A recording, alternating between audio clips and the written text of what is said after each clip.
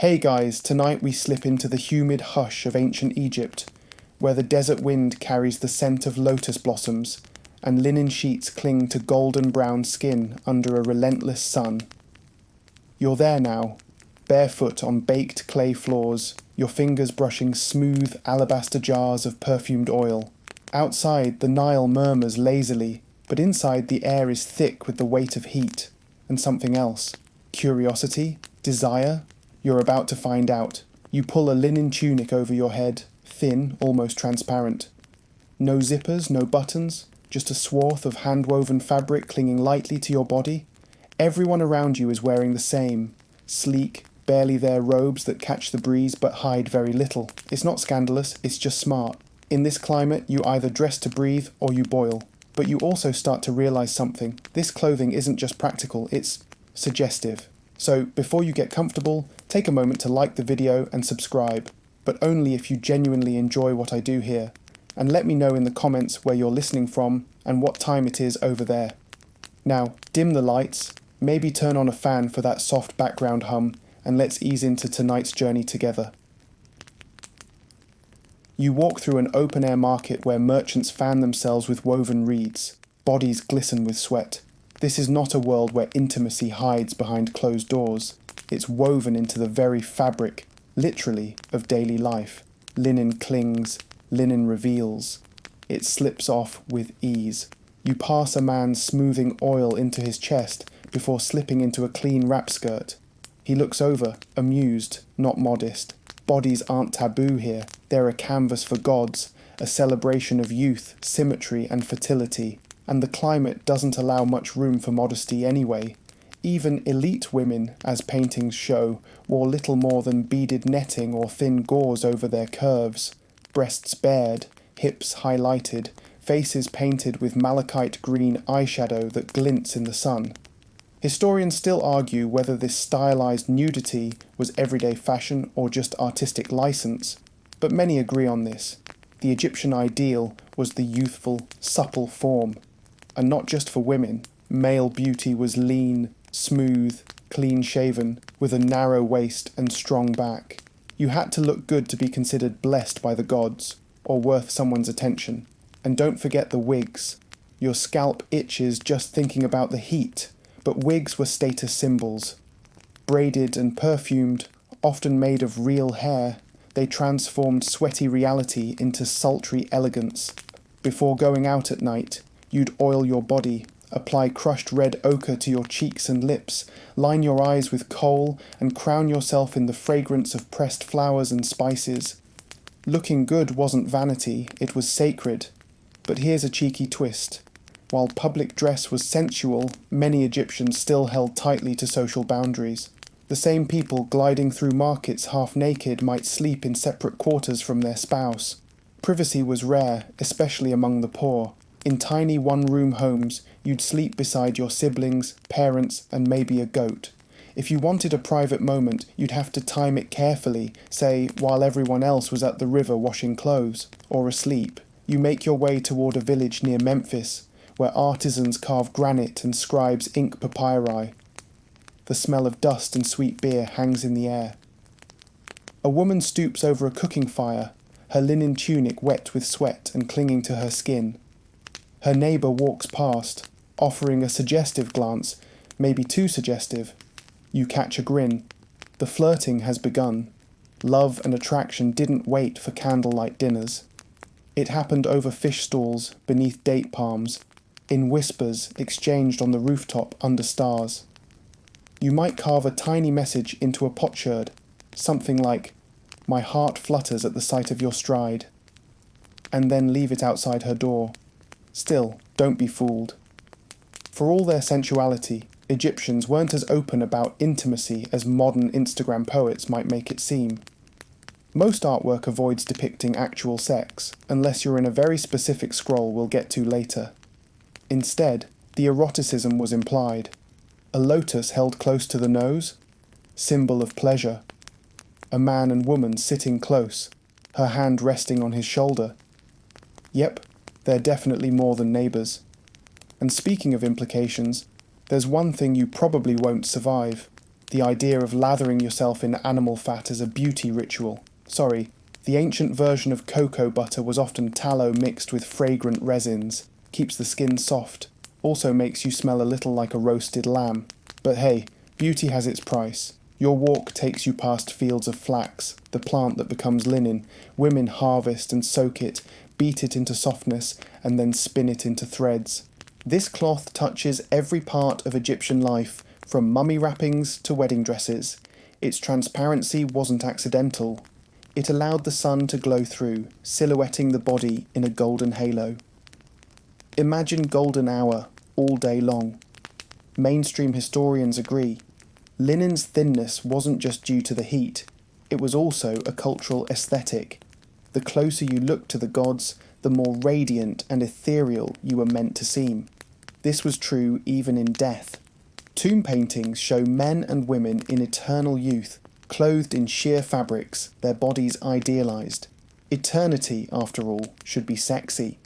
But here's a little-known tidbit. Some scholars believe that high-status women occasionally chose to go topless in public, not as servants or dancers, but as a deliberate power move. Others argue this is misreading artistic convention. The debate lingers like the scent of frankincense on a breeze. What's fact? What's fantasy? That's the game we're playing tonight. You stop now near the temple gates, where carved figures glide across sandstone walls. Gods with animal heads, queens with ankhs and wigs, lovers frozen mid-embrace. There's a quiet dignity here, a reminder that sensuality wasn't shameful. It was cosmic, sacred, maybe even eternal. You feel the stone warming beneath your hand as the sun begins to dip. The sky turns honey-coloured. Somewhere nearby, someone is lighting a brazier of myrrh. You exhale slowly. The day winds down, but the story is just beginning. You duck into a shaded courtyard where the stone stays cool even as the sun still blazes overhead. The scent of crushed herbs and incense clings to the air like a sleepy fog. A low hum rises around you, chants maybe, or just the quiet rhythm of life in ancient Egypt. And then you catch something else, someone softly reciting lines of a love poem. It's not scrolls you're imagining, not stiff, ceremonial words. These are tender, breathy verses scratched on shards of pottery, sung quietly behind closed doors, whispered beneath linen sheets, or in the crook of a palm tree's shade. You listen. The words are sweet, almost bashful. My heart is as full as a ripe fig when you pass by me. You smile, half amused, half enchanted. Turns out love in ancient Egypt wasn't all arranged marriages and family alliances. It could be downright romantic and sensual. You follow the voice to a young woman seated near a fountain. Her eyelids are heavy with thick black kohl, so perfectly applied they flare out like a cat's tail. You wonder if it's practical or just pretty. The answer? Both. That stuff wasn't just for show. It was believed to ward off eye infections and evil spirits, but it also made your gaze magnetic. And oh, did the Egyptians know the power of a gaze.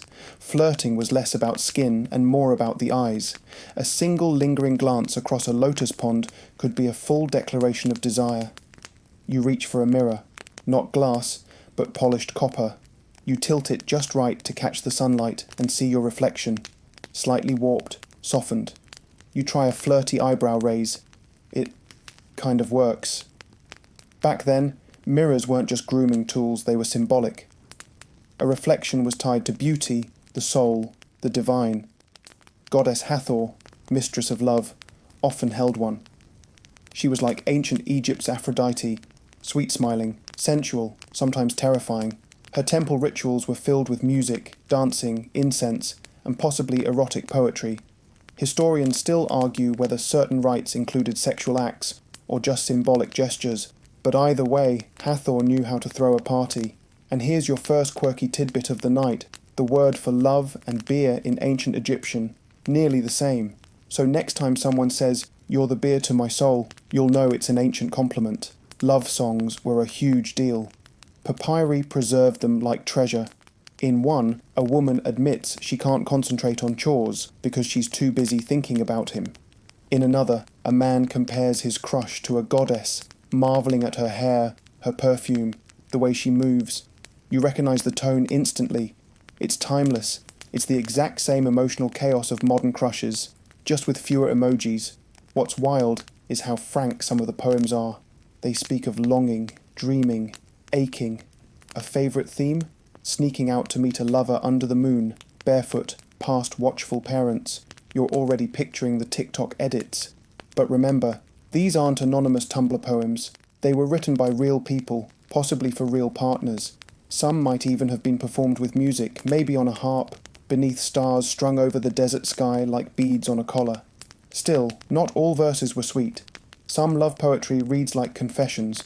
One aching line whispers, 7 days since I saw my love, disease has entered into me. Poetic, yes, also a little dramatic. But honestly, you relate. A crush ghosting you for a week can definitely feel like a terminal illness. And while we're here, let's talk about scent, because in ancient Egypt, if you didn't smell good, you weren't getting anywhere. Perfume cones, little waxy pyramids placed on wigs or hair, would melt slowly in the heat, releasing waves of myrrh or lotus oil.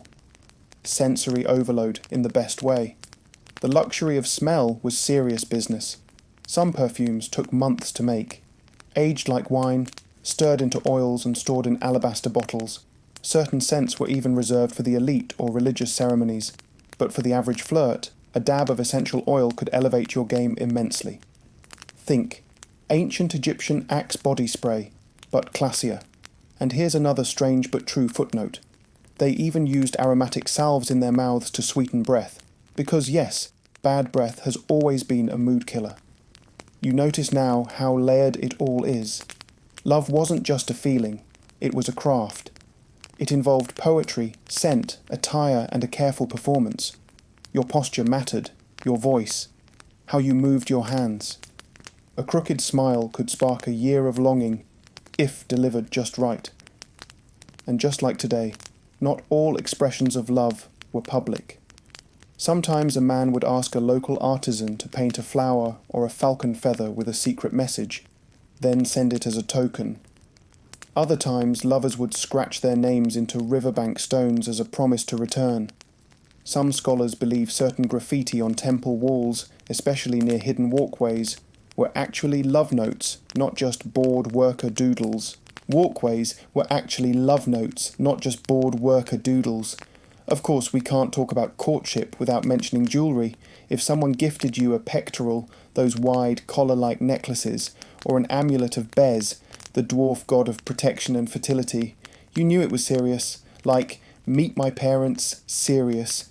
Jewellery wasn't just fashion, it was magical insurance for love, protection, and a bit of fertility luck thrown in. Yet despite all the softness and sweetness, boundaries still existed.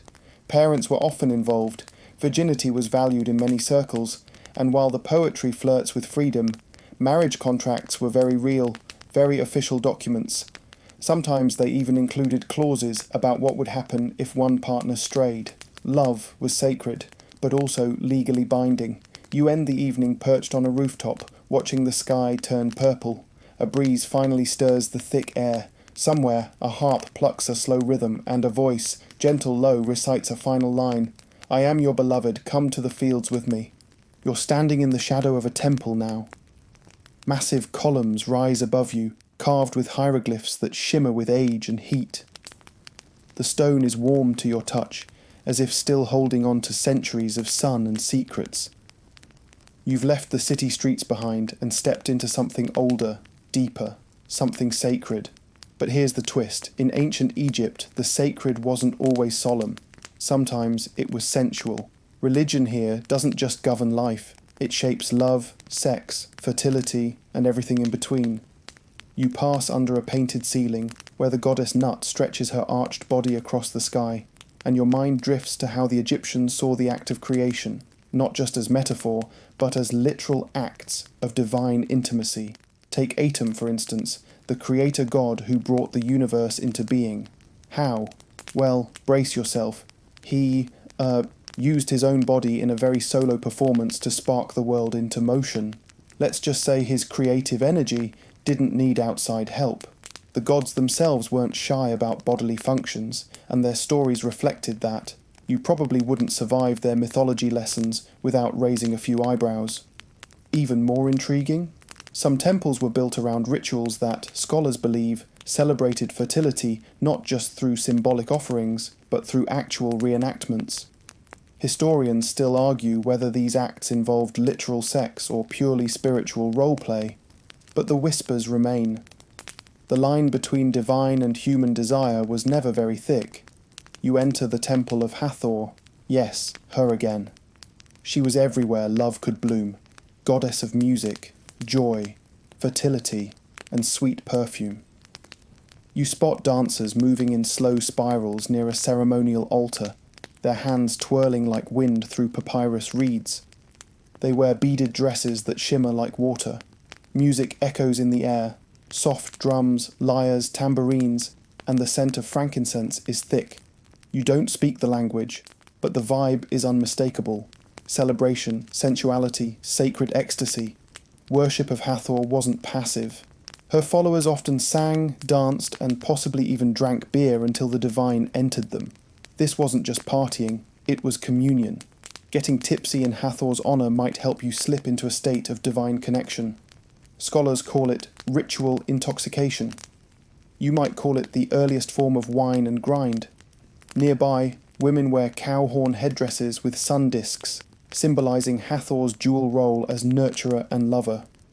In some festivals, they'd retreat to the desert and reenact mythic tales, like Hathor turning into the Eye of Ra, wandering the world, and needing to be seduced back into civilization. These rituals were full of symbolic rebirth, pleasure, and sometimes wild abandon. Then there's Min, oh boy. You catch sight of his statue and, yep, there it is, no subtlety. Min was the god of fertility, male potency, and crops.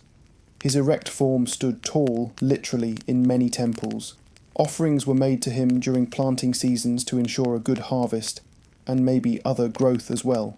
His cult included public processions where his image was carried through the streets. Priests would present bundles of lettuce, believed to have aphrodisiac properties, as sacred gifts. So, next time you order a salad, remember it once symbolised divine virility. But temples weren't all wild festivals and phallic statues. They also housed more intimate forms of devotion. You find yourself near a small shrine, where a woman prays quietly, holding a carved ivory fertility figurine. These tiny objects, smooth, worn by time, were part of private rituals, often used by women seeking help to conceive. Some were tucked beneath pillows, others bathed in milk or perfumed oils. Its faith and hope rolled into one tactile charm. Of course, not every temple god was sex-positive. Some were protective, even vengeful. Bes, for instance, the dwarf god with a lion's mane and wild grin, was known to ward off evil spirits and protect mothers during childbirth. His amulets were placed in bedrooms to keep away nightmares and ensure good vibes between the sheets. You smile at the image. He's fierce but kind of adorable, like a gremlin with a heart of gold. Then there's Taweret, the hippo-shaped goddess who guarded pregnancies and scared off demonic forces. Her statue stood near beds, watching over women through long, painful labours, because while sex was tied to life, it also led to danger. Birth was risky, death was always near. The line between pleasure and pain blurred easily, and the gods were always watching. Yet even in this complex dance of desire, faith and fear, one thing was clear. Intimacy was sacred.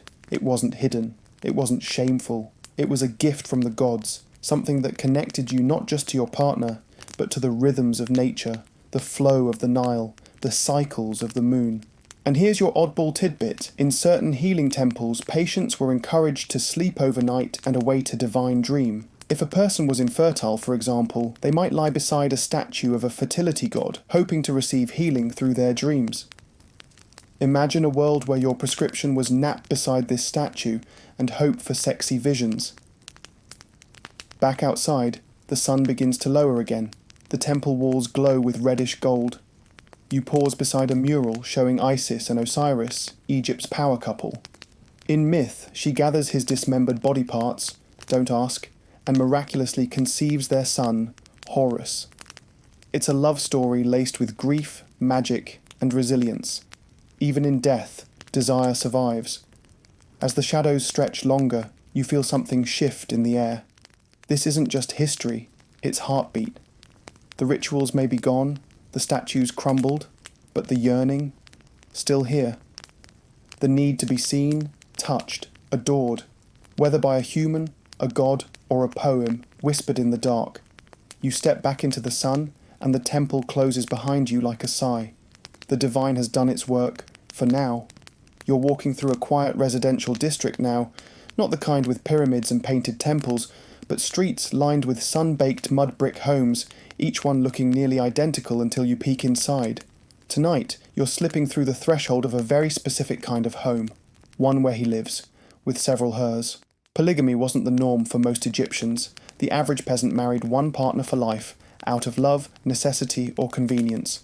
But the elite, they had options, and you're about to meet one of them. He's a mid-level noble, nothing pharaonic, but definitely well-fed, and he's just returned from the palace courts, his linen pristine, his coal perfect. As he steps inside, 3 women greet him, his primary wife and 2 secondary ones. Don't call them concubines, not yet. They have status, they have rooms. They also, as you're about to see, have drama. You follow him through a central courtyard, shaded by vines and date palms. The main wife, let's call her Nebet, is pouring cool beer into a clay cup. Her jewellery clinks softly. She offers him a smile that says, "Welcome home. Also don't forget I outrank the others." Each wife has her space and occasionally her own staff. They manage household duties, raise children, supervise servants, and sometimes compete quietly, or not so quietly, for affection and influence. If you've ever watched a modern reality show set in a mansion full of romantic rivals, you get the idea. Ancient Egypt did it first, but here's where it gets messy. This wasn't just a love quadrangle. It was often deeply strategic. Marriages weren't always about attraction. They were power moves. A man might take a second wife to solidify an alliance with another household, or accept a gifted woman from the pharaoh as a reward for service. And if the main wife couldn't produce an heir, well, that's when things really got political. You pause in the hallway beside a painted wall showing the noble with his first wife, her arm draped around his shoulder. They're presented as equals. She's titled, named, cherished. The others, no mention. History can be kind of shady that way. Still, it's not all hierarchy and scheming. There are genuine moments of affection, even among secondary wives. Some households functioned like blended families, everyone knowing their place, and sometimes even helping raise each other's children. But historians still argue whether these multi-wife setups were peaceful or powder kegs waiting to blow. You slip into the nursery, where small sandals sit lined up beside a low reed bed. Children were considered blessings, especially sons. But daughters could rise too, particularly if their mother played her political cards right. Remember, this is the culture that produced queens like Nefertiti and Hatshepsut. Women could and did climb the ranks, and yes, sometimes the mothers weren't wives at all. Palace life gets complicated. Pharaohs often kept harems, yes, plural, filled with women from royal bloodlines or foreign alliances. Some were there willingly, others, it's harder to say. The line between luxury and captivity was often blurred. You walk now through a quieter room, perhaps a private chamber, and find a surprising detail: a mirror, combs, cosmetics, perfume jars. These weren't reserved for women. Men too took pride in appearance. In polygamous households, competition went both ways. A man with multiple partners had to be attentive, charming, and, well, perform. Neglect one wife too long, and she might start slipping love spells into his drink. Or worse, go straight to the priests. Quirky fact of the night. Some love spells involved writing a partner's name on a strip of leather, then wrapping it around your left thigh during full moon rituals. Ancient Egyptian Wicca, basically. Just don't ask what happens if you forget to remove it before bathing. Back to our noble. He's sitting in the garden now with Nebet, sharing honeyed dates and wine. A servant fans them lazily. You notice something strange. A silence between them, not cold, but practiced. Like 2 people who've done this dance a long time. Comfort? Maybe. Resignation? Possibly. Love? Still flickering in its own quiet, married way. And here's a fringe theory for you. Some scholars speculate that certain upper-class households may have included same-sex dynamics, particularly in palace harems where women lived together, sometimes for life. There's no hard proof, but in a culture that embraced beauty and devotion in many forms, it wouldn't be entirely out of character. Still, most evidence remains indirect, and interpretations vary wildly. One thing is clear, the household was a reflection of status. The more wives, the more wealth, but also the more problems. Jealousy, inheritance fights, even curses scratched into doorways. And pharaohs? Oh, they had it worst. Ramses II reportedly had over 100 children. Now imagine remembering that many birthdays. You pause by the water basin and wash your hands, as Nebet once did, her fingers scented with myrrh. A cat whines around your leg, purring. You think about what intimacy meant in a home like this, layered, political, sometimes warm, sometimes lonely. And just when you think you've got it all sorted, you overhear an argument in the hallway. Two women fighting quietly over a beaded collar. Voices rise, then hush, then footsteps fade. The game goes on. You leave the home as the lanterns begin to glow, one by one. Behind those walls, lives unfold. Messy, tender, calculated. The noble sighs. His wives retreat to separate rooms. And you walk on, wondering who gets to dream with him tonight.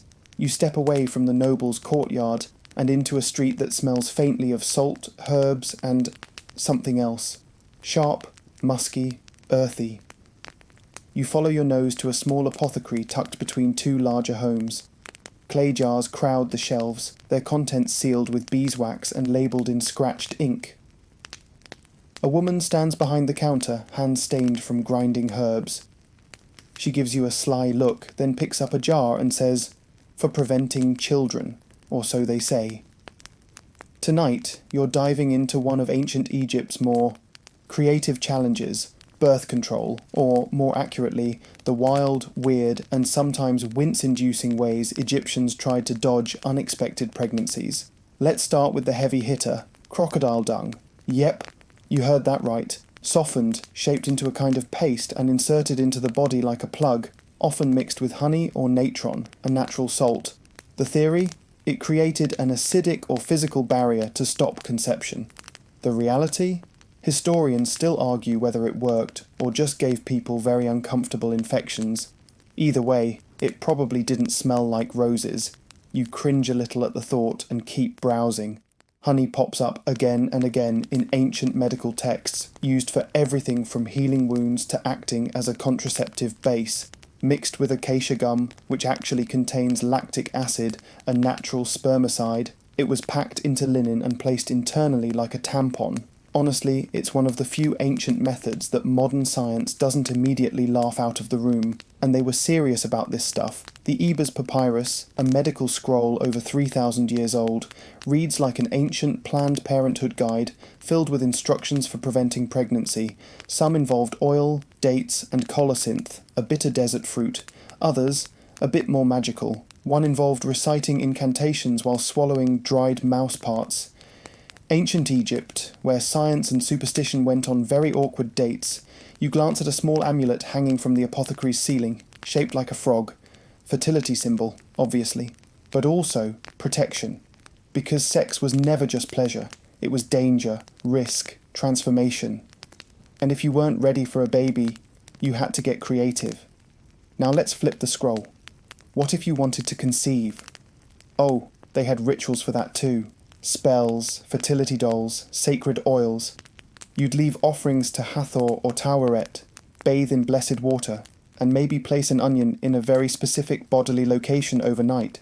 If it still smelled like onion in the morning, congratulations, your body was open, and pregnancy might happen. Not the most scientific test, but definitely memorable. You lean against the doorframe and listen as a customer asks for a fertility charm. The apothecary doesn't blink. She reaches for a small jar of crushed dates and sycamore sap, murmurs a prayer under her breath, and ties a strip of linen around the woman's wrist, just in case. The ancients were nothing if not thorough. There were also trial and error methods. Long periods of breastfeeding, which often delayed ovulation, periods of celibacy during certain phases of the moon, and lifestyle choices believed to cool the body's reproductive heat. Some of it makes sense biologically. Some of it sounds like they were just guessing. But the effort? Very real. And don't think only women carried the burden. Some texts hint at male-focused contraceptives too. These include magical spells, dietary rules, and even applications of poultices made with unusual ingredients. Let's just say wild celery and ground onions got used in ways that would make a modern man cross his legs. Here's your quirky tidbit of the night. One contraceptive remedy involved mixing honey, natron, and ground acacia pods into a paste, which was then smeared on a papyrus strip and inserted before intercourse. It's like the world's first botanical birth control strip. Nature's awkward solution to an even more awkward problem. But here's where things get foggy. Were these methods actually effective? Some, maybe. Others, probably not. Historians still argue whether the people using them truly believed they worked or just hoped the gods would fill in the gaps. The lines between medicine and magic were blurry. What mattered more was trying, that deep human instinct to have a little control over something as chaotic and life-altering as conception. You exit the apothecary and step into the narrow back alleys behind the healing temples. Here, priest-healers worked with both potions and prayer. Couples seeking fertility often came together, physically and spiritually, to petition the gods for children. You might spend the night in a temple sanctuary, dreaming beside a statue of Min or Isis, hoping for divine intervention. And speaking of temples, guess what the high priests occasionally prescribed to barren women? A night of sacred union with a god, sometimes interpreted as sleeping, with a priest acting as a divine stand-in. That's one way to solve fertility issues. And one reason historians tread lightly when interpreting these rituals. Consent, context, belief, none of it's easy to pin down. You pass a home with small footprints in the dust outside, children's sandals, a reminder of what all this was about: life, legacy, the eternal cycle. Sex, for all its pleasure and mess, was a powerful, sacred act, and also terrifying, because giving birth in ancient Egypt was dangerous. Infant mortality was high, so was maternal mortality. That made preventing pregnancy not just convenient, but sometimes vital. And yet, love poems still talked about longing, desire, lust. Egyptians were fully human, fully feeling, and just like you, fully aware that sometimes a kiss could change a life, or accidentally create one. You end the night watching the apothecary close her shop. She snuffs out the oil lamp, tucks her jars onto shelves, and whispers a final prayer into the cool air.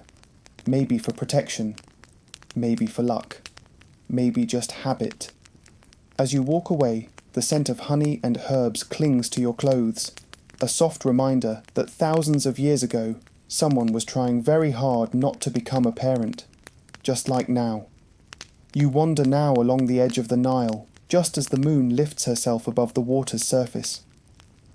The river reflects her silver light like a sheet of obsidian. It's quiet here, apart from the occasional croak of frogs and the soft splash of a boat pole nudging through the shallows. You're not alone, though.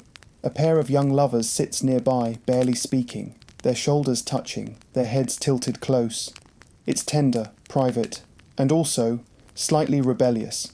Because tonight, you're learning what it meant to love someone you weren't supposed to in ancient Egypt. You slip back in time a bit, into the soft shadows of village courtyards and palatial walls where rules, unspoken or very loudly spoken, governed who you could love, kiss, marry, or even look at too long. And if you crossed the line, well, let's just say hearts weren't the only things that got broken. Egyptian society was stratified. There were clear divisions: royals, nobles, artisans, farmers, servants, slaves. And while affection flowed through all classes, it didn't always get to blossom freely. If you were a servant girl who caught the eye of a nobleman, your options were complicated. Sure, you might be invited into a more intimate role, maybe even moved into his household. But love? Real partnership? That was rare. And if the nobleman already had a wife, even trickier. Here's where it gets interesting. Adultery wasn't just a moral failing, it could be a crime. Punishments varied depending on class and gender. A commoner caught cheating might face divorce or shame. A noblewoman, she could lose her status or her life. Ancient legal texts suggest that a woman caught in adultery might be mutilated, banished, or even executed. Men, meanwhile, tended to get off lighter. Surprise, surprise. But the rules weren't just about marriage. Class mattered too. Some relationships were outright forbidden. A high-ranking priest couldn't marry a low-born woman without scandal. A royal princess? Practically impossible. unless it served a political goal. In fact, some royal families kept things very close to preserve bloodlines. Yes, sibling marriage among royals was a thing. Uncomfortable? Absolutely. But to the ancient Egyptians, it kept divine blood pure. Pharaohs weren't just rulers, they were gods in human form, and gods didn't marry outside the pantheon. You pause now beside a carved relief. A nobleman stands with a woman, their hands joined. Her face is turned toward him, eyes painted wide. But something about the pose feels off. Scholars still argue whether some of these images represent secret affairs, a lover immortalised beside someone she couldn't publicly claim. It's guesswork, yes, but the possibility lingers like perfume in the night. You make your way to a servant's quarters behind a large estate. In one corner, two young men lean close in conversation. You catch only fragments, laughter, a hand brushing against another, but enough to wonder. Was same-sex love part of this world too? Short answer, yes. Longer answer, we're not totally sure how it was treated. There's a famous tomb near Saqqara, belonging to two men, Khnumhotep and Nyankhnum, decorated with images of the pair embracing, touching noses, a gesture often reserved for spouses, and enjoying what looks like a domestic life together. Some interpret them as brothers, others as lovers. The evidence isn't conclusive, but it sparks fascinating debates about queerness in ancient Egypt. What we do know, the Egyptians didn't have a written concept of homosexuality like we do today. Attraction was attraction, desire was desire, and the judgment, that came mostly from later interpretations, especially when viewed through modern or colonial lenses. Ancient records don't loudly shame same-sex intimacy, but they also don't spotlight it. It exists in the margins, quiet, coded, real. Back to your moonlit lovers on the Nile bank. Maybe they're from different villages. Maybe one's already betrothed. Maybe their love is real, but forbidden. You can feel the tension in the air, a mix of longing and fear, of wanting to stay a moment longer even as the risks crawl up their spines. Because ancient Egypt had ways of enforcing propriety, watchful neighbours, gossip, priests who whispered warnings. Family pressure was enormous, and yet people still found ways. Here's your quirky tidbit. Some romantic spells were designed not just to attract someone, but to force them to leave an unwanted relationship. Imagine lighting incense and chanting incantations to break up your crush's marriage. Some love potions even included hair or fingernail clippings. Charming and definitely not creepy. Even the language of love had secret codes. In some poems, the river stands in for desire, the lotus for a lover's touch, birds flying together, union, a net cast wide, longing. These metaphors allowed poets and ordinary lovers to express passion in ways that felt private but poetic. You pause now at the base of a small hill where lovers once met in secret. You imagine two silhouettes slipping from opposite directions, hidden beneath linen shawls. A touch here, a stolen kiss there. Maybe they knew the risks, maybe they didn't care. Because in that moment, love outweighed law. Historians still debate how common these relationships were, or how often they ended in disaster. Some affairs, no doubt, faded like the desert wind. Others sparked scandal, revenge, heartbreak. But some, they bloomed in the cracks, survived the shame, and turned into lifelong devotion. You take one last glance at the river, where that couple still sits, bathed in moonlight. Maybe they'll go their separate ways after this. Or maybe they'll keep meeting here, again and again, until they carve their own story into history. Because even when love isn't allowed, it happens. It always has. You're at a wedding now.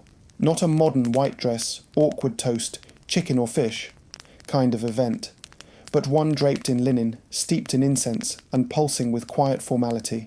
You slip past a cluster of musicians, flutes and small drums, nothing loud, and into a courtyard where the couple stands together, palms pressed. It's not flashy, it's not even very ceremonial, but it's binding, real, and socially sacred. Tonight, you're stepping inside the married life of ancient Egyptians, where affection met economics, where rituals were whispered rather than screamed, and where the contract might matter more than the kiss. Let's start with something you probably didn't expect. There wasn't usually a wedding ceremony, no grand I do, no flower-strewn aisle. Instead, two people would often begin their union with a simple act, moving in together. That's it, they'd share a home, a bed, a life, and from that moment they were considered married in the eyes of the community. But that doesn't mean it was casual. A marriage contract often followed, especially if property or inheritance was involved. These documents were as practical as a modern prenup. Written on papyrus or ostraka, they detailed dowries, household rights, and even clauses about divorce. Some promised food, clothing, and companionship. Others got very specific. One contract outlines that if the man kicks his wife out without cause, he owes her a set amount of silver. Another states that if she cheats, she forfeits all her belongings. Romance meets courtroom. You glance at one such scroll laid out on a low table. The handwriting is careful, the ink slightly faded. The names etched in the middle, Sate and Kamu, a weaver and a fisherman, not nobility, just two people, weaving their futures together, clause by clause. And here's a charming historical fact. Affection in marriage was expected. Many tomb inscriptions mention "my beloved wife" or "my brother," used as a term of intimacy regardless of actual relation. In poetry, a wife might be called "the one who fills my house with her fragrance." So, yes, ancient Egyptians had love languages too. Still, let's not sugarcoat it. Marriage, for many, was about function. It stabilized society, passed on wealth, created children. Women often married young, sometimes as early as 12 or 13, especially in rural areas. Men tended to be older, having first secured property or trade. And while love sometimes bloomed, it wasn't always the starting point. Yet many couples did love each other. Letters survive where husbands write to wives with tenderness. One scribe writes to his deceased wife in the afterlife, begging her not to haunt him. That's love and fear rolled into one spiritual guilt trip. You peek into the wedding house now, where guests lounge on mats, sipping date wine. The bride wears a simple white sheath dress, her hair braided and perfumed. She's not veiled. Egyptian brides didn't hide their faces. There are no rings exchanged either. Instead, gifts flow, oil, jewellery, linens. Sometimes the groom offers a bride price to the bride's family, a gesture of goodwill and commitment. Here's your quirky tidbit of the night. Some couples chose symbolic wedding tokens, scarab amulets carved with vows or protective blessings. Not a bad alternative to engraved bands, honestly. And then there's the bed. Married couples shared a bedchamber, often a simple room with mats or wooden frames, low chests for linens, and a statue of Bess perched in the corner, watching over the marital vibes. You know Bess, the mischievous dwarf god of protection, music, and fertility. His wide eyes and tongue-out smile practically scream, "Behave, or don't." In wealthier homes, bedrooms were more elaborate. Carved headrests, fragrant oil burners, maybe a decorated chest for erotic art. Yes, really, Egyptians weren't prudish. Erotic imagery, especially in the form of playful sketches or fertility symbols, wasn't hidden, it was woven into daily life. A happy marriage, after all, was good for the household, and possibly for the afterlife. Which brings us to another fascinating point. Marriage extended beyond death. In tomb inscriptions, spouses are often depicted together, eating, playing, walking hand in hand beneath painted sycamores. One famous tomb shows a husband and wife sharing a meal, their pets at their feet. It's domestic bliss, frozen for eternity. You pause by a wall mural depicting a husband offering his wife a lotus flower. Simple, romantic, eternal. It's not flashy, but it sticks with you. Still, not all marriages were built to last. Divorce was common, especially among commoners. There was no public trial or priestly intervention, just mutual consent, or sometimes one-sided consent, and a return of property. A man might move out. A woman might take the children. Contracts were annulled, possessions split, No scarlet letters, no shunning, just separation. In some cases, women initiated divorce, and in rare but real examples, they kept their dowries, their homes, and their children. It all depended on the contract. Egyptian women, especially in the New Kingdom and later periods, had surprising legal autonomy. They could own land, run businesses, and write their own wills. A married woman wasn't necessarily his property. She was her own person too. You overhear a conversation between two older women on the rooftop, watching the wedding festivities from afar. One says the groom is decent, but the mother-in-law will be a nightmare. Some things, it seems, really never change. Historians still argue whether the average Egyptian marriage leaned more toward affection or arrangement. The truth, probably, is both. Some unions were happy, some were political, some were simply practical.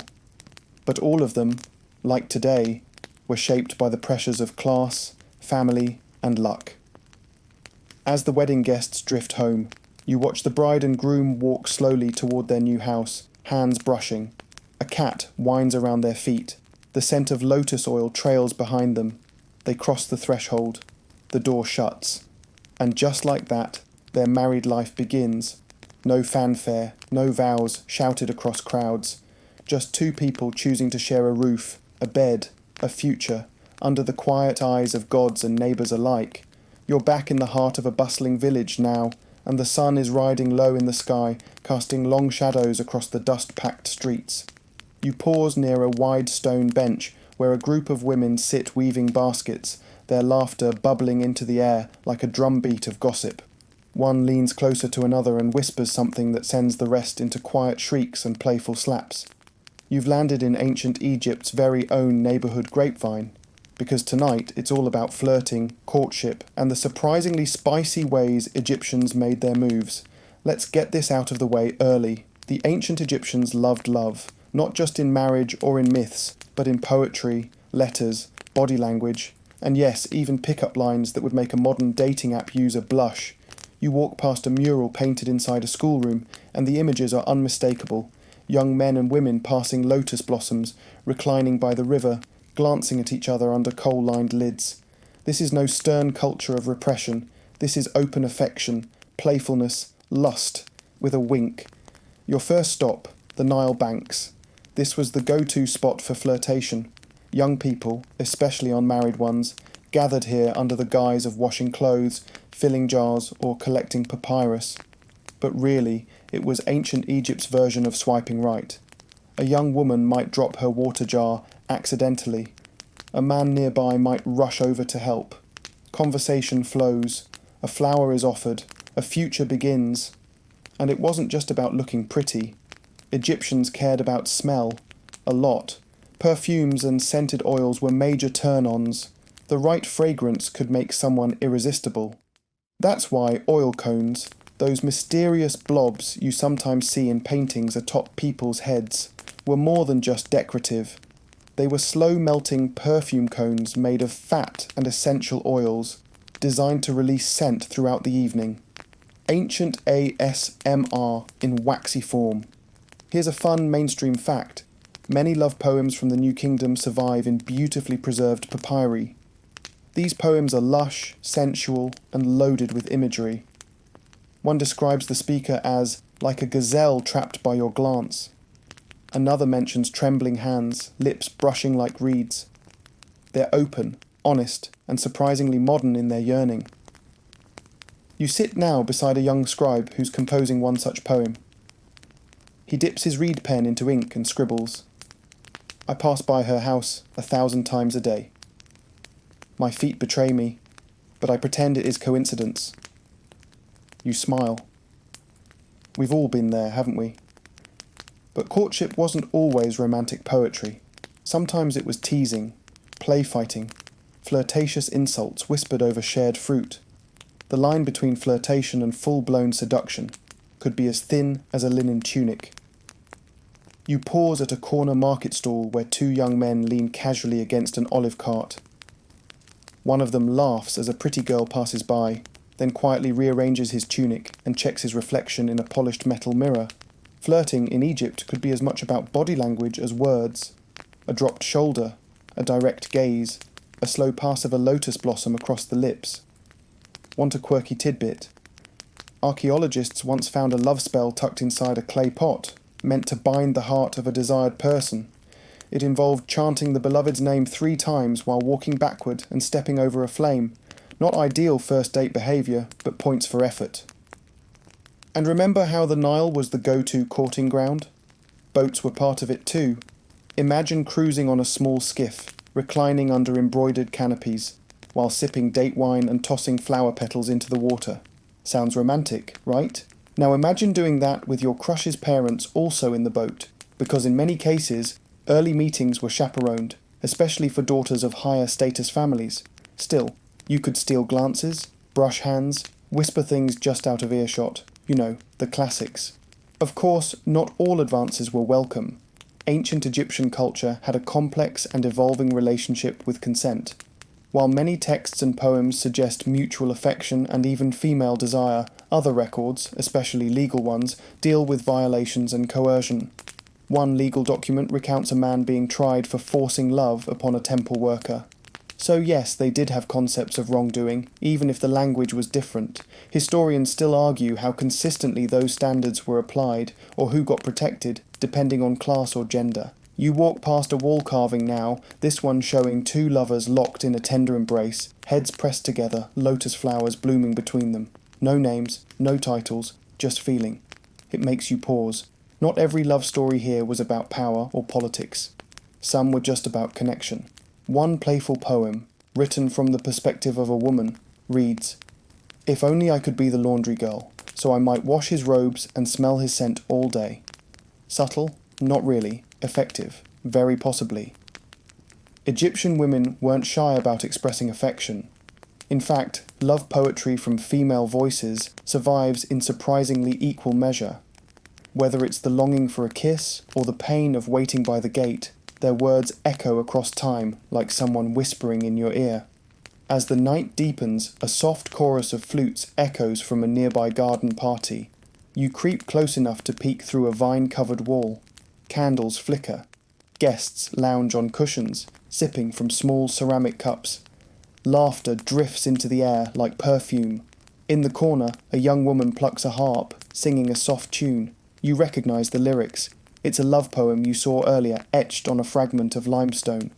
I wish I were the ring on your finger, the robe around your waist, the sandals that carry your steps. You leave the party behind with a smile, knowing that in a world filled with temples, tombs, and treaties, some of the most lasting legacies are simple: a gaze across the room, a handwritten note, the gentle nudge of 2 shoulders brushing by accident on purpose. Because in ancient Egypt, as now, flirting wasn't just a game, it was a way to hope. You wake with the sun, or rather, you're following someone who does. A woman stretches in the golden haze of dawn, her linen dress wrinkled, her kohl just a memory smudged at the edge of her eyes. She's slipping out of a quiet chamber and into a courtyard, where the scent of baking barley and wet clay fills the air. She's not sneaking out, no shame here. This is her home, and this morning routine. It's ancient Egypt's version of what we'd call everyday intimacy. Because tonight, well, today, you're spending time inside the rhythms of domestic love, the rituals, the routines, and all the little gestures that made partnerships feel real in a land of gods, sand, and eternal sun. We talk a lot about marriages, contracts, and flirtation.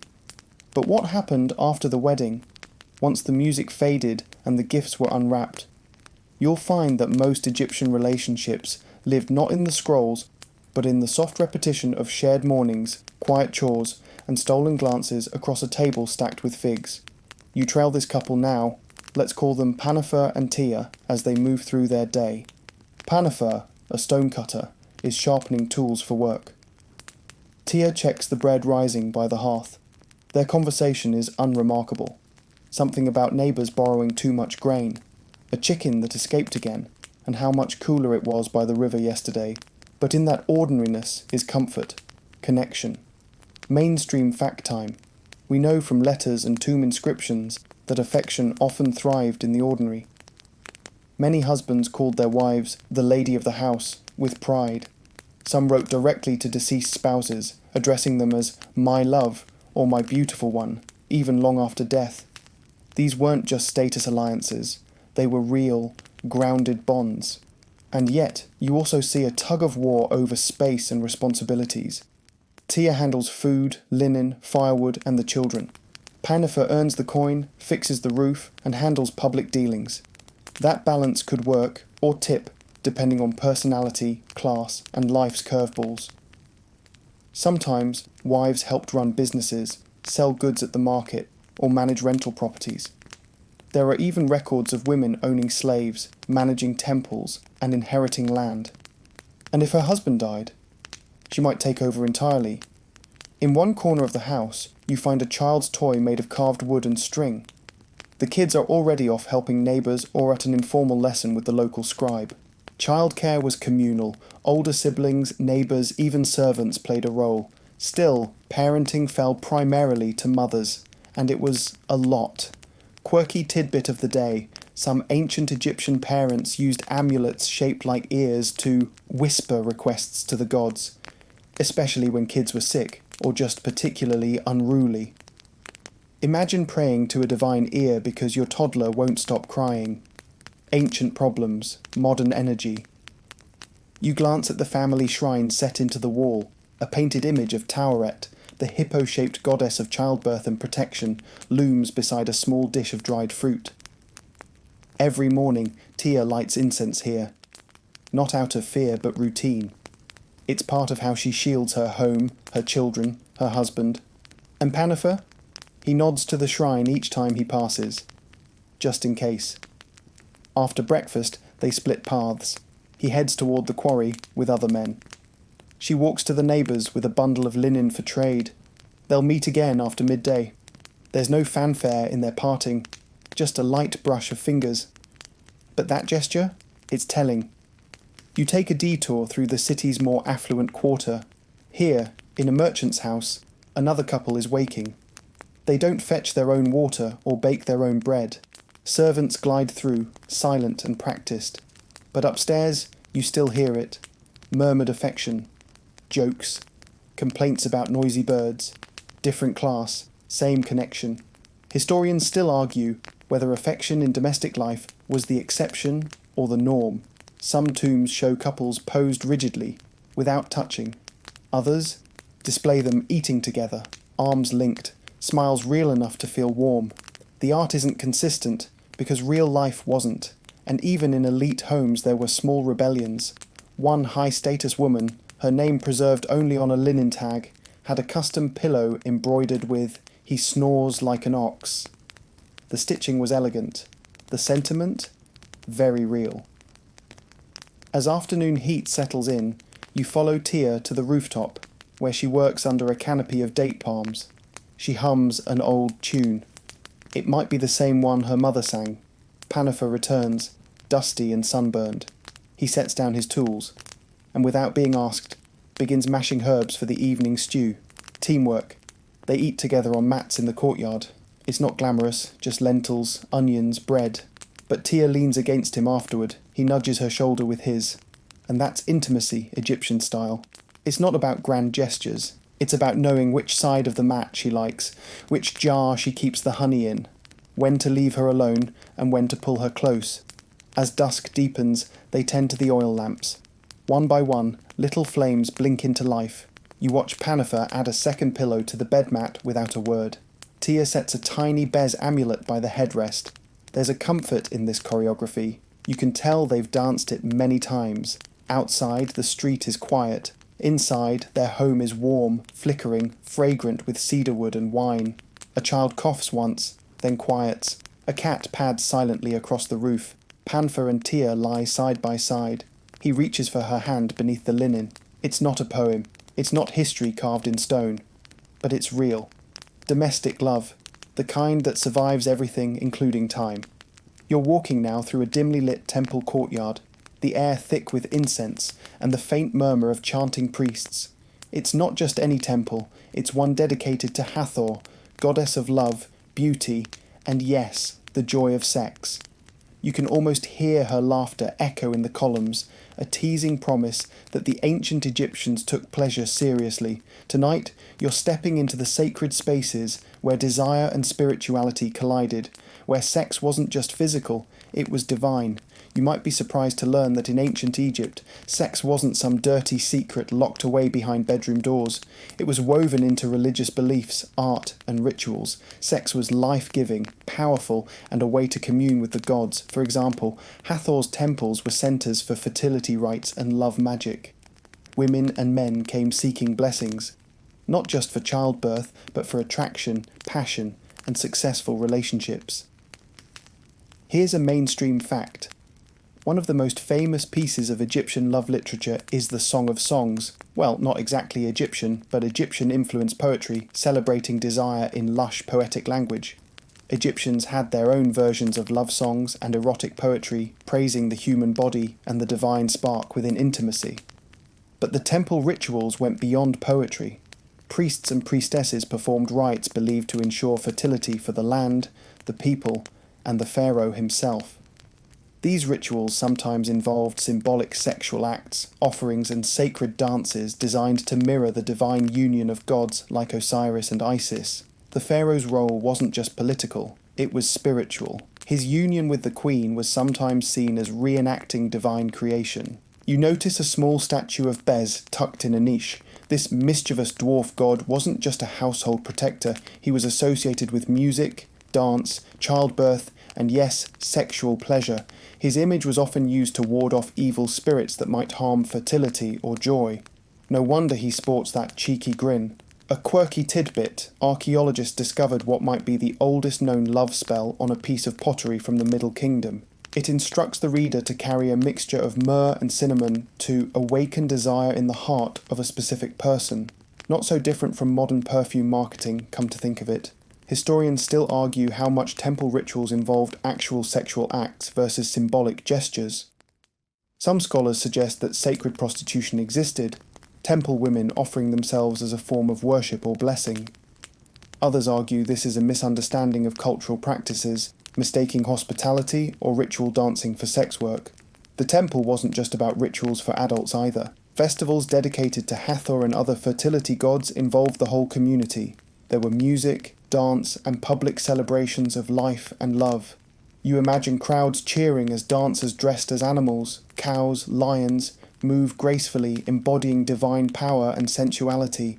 Back inside, you watch as a priestess performs a dance with a lotus flower, her movements slow and deliberate. The lotus, symbolizing rebirth and purity, was also connected to sexual awakening. The flower's opening petals were a metaphor hard to miss. Erotic art wasn't hidden either. In some temple murals, you see playful depictions of couples intertwined with sacred symbols. It wasn't taboo. It was part of a larger story about creation, fertility, and the cycle of life. You overhear a conversation between two young apprentices about the power of the gaze, how eye contact in rituals could create spiritual and physical bonds. Egyptians believed the evil eye could cause harm, but the good eye was a source of healing and attraction. So watch your pupils. You feel the hum of ancient chants, the sway of hips in sacred dance, the promise of connection that goes beyond flesh. In ancient Egypt, sex and spirituality weren't enemies, they were partners, as intertwined as the Nile and its banks. As you leave the temple, the night sky spreads wide and deep.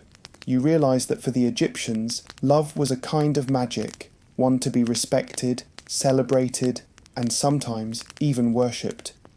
You find yourself drifting into the quieter, shadowed world of family and lineage, where sex takes on a more practical, sometimes complicated role. It's not all romantic poetry or temple rituals here. This is the domain of inheritance, legitimacy, and the future of dynasties. In ancient Egypt, sex was deeply tied to power structures, politics, and the delicate balancing act of royal succession. Picture yourself walking through the grand halls of a pharaoh's palace, ornate with gold and lapis lazuli. The air hums with whispered conversations and the rustle of silk. The pharaoh's bedchamber is not just a place for passion, it's a political arena. Every union, every child born, carries the weight of the kingdom's future. Mainstream fact: pharaohs often had multiple wives and concubines to ensure many heirs. This wasn't just indulgence, it was strategy. Producing sons was critical to maintaining power and keeping gods happy. The royal bloodline was sacred. The right children guaranteed divine favour and political stability. But it wasn't only about quantity. The status of the mother mattered. The great royal wife was usually the primary consort, often from a noble family, whose sons had the best claim to the throne.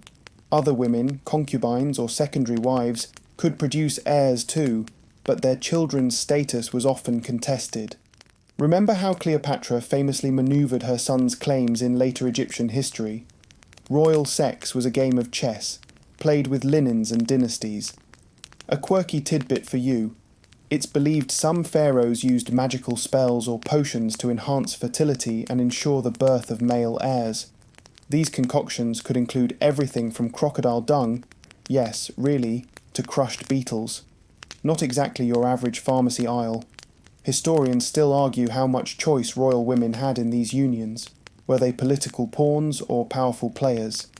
Some queens held enormous influence, Nefertiti and Hatshepsut come to mind, while others might have been sidelined or pressured into childbearing roles. The truth likely varies widely depending on time and personality, and sex in the royal court wasn't always private.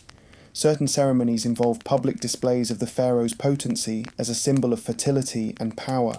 For example, during the Sed festival, a ritual celebrated after 30 years of reign, the pharaoh's virility was ritually affirmed.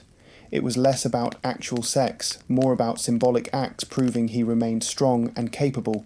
You wander into the less glamorous parts of the kingdom, where commoners faced their own pressures.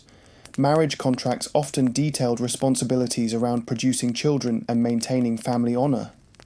Infertility wasn't just a personal tragedy. It could threaten economic survival and social standing. You pass by a marketplace where a scribe recites a divorce document aloud. It's rare but possible in ancient Egypt. Sometimes marriages ended if the couple couldn't conceive, or if the relationship soured. Property and custody of children were carefully negotiated. Sounds modern, right? But sexuality in the family was also a source of joy and play. You watch children playing in a courtyard, mimicking the adults they see. Their games include mock weddings and teasing each other with made-up love letters. Sex and family life were part of everyday learning, not hushed secrets. One particularly interesting debate among scholars is about sibling marriages in the royal family. Did pharaohs marry their sisters purely for political consolidation, or was there a deeper cultural or religious meaning? Some argue it was about keeping the bloodline pure, others see it as symbolic, reflecting divine mythologies of gods marrying siblings. You stop before a carved relief showing Isis and Osiris, divine siblings and spouses. Their myth is one of love, betrayal, death, and resurrection. It's a powerful model for human relationships, flawed, passionate, and eternal. As twilight deepens, you reflect on how sex within families in ancient Egypt was as much about survival, politics, and religion as it was about love. It was a complex dance, blending biology with belief, desire with duty, and just like today, the family bed was a place of laughter, tears, power plays, and sometimes secrets best left unspoken. You're stepping into the bustling streets of an ancient Egyptian city again, but tonight, your senses focus on a different facet of sexuality: the role of pleasure outside marriage and how society negotiated desire beyond the family altar. Sex in ancient Egypt wasn't just about the sacred or the familial. It also wove through everyday encounters, friendships, and even the shadowy corners of the market. First off, prostitution was surprisingly common, and, by some accounts, tolerated, sometimes even linked to religious practices. Temple prostitution? Historians still argue whether this was an actual widespread phenomenon, or a misunderstanding of ritual roles. But we know there were professional sex workers, and their presence was a visible part of urban life. You pass by a small tavern near the marketplace, where laughter spills into the street, and the smell of beer and roasted figs mingles. Inside, Patrons talk openly about love affairs, casual hookups, and the complexities of desire. Sex was part of the social fabric, not always discreet, not always glamorous. A mainstream fact to chew on. Evidence from papyri and graffiti shows that sex workers sometimes had clients from all classes, including soldiers, merchants, and even priests. They were often organised into guilds or groups, and some operated semi-legally with protection from local officials. But let's get quirky. Archaeologists found a carving in a public latrine showing a comical scene of a man slipping on let's say a strategically placed banana peel right outside a brothel. It's an ancient meme of sorts, reminding us that humour about sex is timeless. You overhear a conversation about love potions and charms. Many Egyptians believed in magic to attract or control lovers. These ranged from amulets shaped like genitalia to elaborate incantations whispered under the moonlight. The line between desire and sorcery was thin. Homosexual relationships existed too, though less documented. A rare but famous inscription from the tomb of Nyankakhnum and Khnumhotep depicts two men embracing intimately. Scholars debate whether they were lovers, brothers, or close friends. This ambiguity leaves room for interpretation, but confirms that same-sex affection was acknowledged, if quietly. Outside marriage, casual sex and affairs could be risky, especially for women. Yet, evidence suggests there was some space for autonomy and experimentation. Divorce was possible, and women could remarry. Love letters from both genders hint at passion outside formal unions. The marketplace is alive with flirtation. You watch a young woman exchange a coy smile with a vendor selling perfumes. A man gestures, offering a lotus flower wrapped in papyrus. Flirting here as before was its own art form. Subtle, playful, and sometimes dangerously bold. You wander into a small courtyard where musicians play lyres and flutes. Couples dance closely, bodies brushing, hips swaying in time with the rhythm. It's a party, a release, a space where societal rules soften under the spell of music and night. Historians still argue how much sexual freedom commoners truly had versus how much they were constrained by laws, traditions, and social expectations. But one thing's clear, sex was not just a private affair. It was a social act, a language, a currency. As the night deepens, the city hums with whispered secrets and shared stories. You realise that ancient Egyptians had their own version of hookup culture, just wrapped in linen and scented with frankincense. And with that thought, you take a slow breath, wondering if they ever complained about awkward first dates or ghosting. Some things really never change. You drift now into the twilight zone of ancient Egyptian beliefs about the body and sexuality, how they saw sex not just as a physical act, but as a cosmic force that tied humans to the divine and the eternal. It's a world where pleasure and procreation blended seamlessly with magic, medicine, and mysticism. You're standing beside a Nile canal, the air fragrant with papyrus and lotus blossoms, watching a healer mix herbs and recite incantations. For Egyptians, sex was a source of power, and sometimes trouble. They believed the body contained magical energy, and sex could generate or drain it. That's why certain rituals and medicines aim to protect or enhance this vital force. A mainstream fact to keep in mind, Egyptians had surprisingly sophisticated medical knowledge about fertility, contraception, and sexual health. Papyrus texts describe herbal remedies to promote conception or prevent pregnancy, including pessaries made from honey, acacia gum, and lint. Birth control was a thing, albeit a herbal one, long before modern pills. At the same time, some practices might make you raise an eyebrow. For instance, it's believed that crocodile dung was sometimes used as a vaginal contraceptive. Not exactly the spa treatment you'd recommend, but hey, it's all about what's on hand. Quirky tidbit. Ancient Egyptians used love sticks, small rods carved with symbols and rubbed with scented oils, which couples would exchange or use during foreplay as aphrodisiacs. Think of it as an ancient version of flavoured lip balm, but for, more intimate lips. The boundary between sex and magic was often blurred.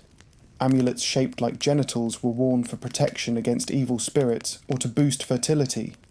Some gods, like Min, the god of fertility and male potency, were worshipped with dances and offerings meant to ensure sexual vigour and bountiful harvests. You overhear a priest explaining to a novice that sexual energy is life energy, a concept echoed in many other ancient cultures. Sex was a way to connect the earthly with the divine. a sacred exchange rather than just a biological function. Historians still argue whether certain Egyptian rituals that involved sexuality were purely symbolic or literal acts. For example, the opening of the mouth ceremony had sexual connotations tied to resurrection and the power to speak and eat again in the afterlife. You watch a couple at the market exchanging glances and small gifts, a handful of fragrant myrrh, a delicate bead necklace. These tokens were more than romantic gestures. They were believed to carry magical intent, drawing affection, or protecting the wearer from jealousy or harm. As night falls, you notice a set of small figurines buried in a home altar. These are fertility dolls, worn by women hoping to conceive or ensure a healthy pregnancy. Made from clay or carved wood, they often bear exaggerated sexual features as symbols of fertility and life. You think about the intense reverence for life's cyclical nature, from birth through growth to death and rebirth. Sex wasn't casual or crude, it was sacred, powerful, a force to be harnessed with care, and yet, underneath all this spiritual depth, there was room for laughter and play. Erotic poetry was read aloud, jokes about bodily functions were common, and the gods themselves could be delightfully irreverent. In this world, sex was not just an act, it was a bridge. Between people, between worlds, between the human and the divine, a secret current running through every corner of ancient Egyptian life, waiting to be felt. You wander now into the private corners of daily life, homes, bedrooms, and the intimate spaces where sex unfolded away from temples, courts, and public streets. This is the side of ancient Egypt where sensuality meets routine, where passion and practicality share a bed, and where love letters and lullabies whisper through papyrus scrolls.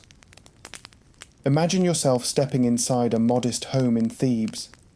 The warm glow of an oil lamp flickers against the walls painted with scenes of nature, lotus flowers, birds, and couples embracing in delicate poses. The bedroom is small but cosy, with woven mats and linen sheets carefully folded on a wooden bed frame. Sex was part of everyday life, and Egyptians didn't treat it as taboo. Couples engaged in foreplay, kissed deeply, and expressed affection openly. Erotic poetry, much like love songs today, was shared between partners, celebrating desire and the beauty of the human body. One mainstream fact: love poetry and songs were widespread, not just in royal circles. These verses were sometimes written on ostraca, pieces of broken pottery found in workers' villages, showing that even common folk expressed passion and longing in words. You pick up a small scroll left on a table. It's a love letter from a man to his wife, praising her beauty and begging her not to be angry after a minor quarrel. The tone is tender, familiar, and frankly, quite relatable. They bicker, they make up, just like any couple. Quirky tidbit: some love letters included playful insults, like calling a lover stubborn as a donkey, or more slippery than a fish. It's a reminder that humour and teasing were part of the mix, keeping relationships lively. Historians still argue how freely women could express their sexuality. Evidence suggests many women had sexual agency, choosing partners and initiating intimacy, but social norms varied by class and era. Still, some texts hint at women's desires being openly celebrated, not just tolerated. You notice a small amulet hanging near the bed, shaped like the goddess Hathor's cow ears, a symbol of love and fertility. Such tokens were believed to encourage affection and protect the relationship. Sex wasn't just about physical pleasure or reproduction. It was a way to strengthen bonds, ease worries, and find comfort after long days. Mothers sang lullabies to soothe babies conceived in love, weaving songs about protection and hope. You glimpse a couple sharing a quiet moment by the window, moonlight bathing their faces as they exchange gifts, perhaps scented oils or finely crafted jewellery. These tokens, like today's gifts, were gestures of affection and desire. The home was also a place where taboos lingered.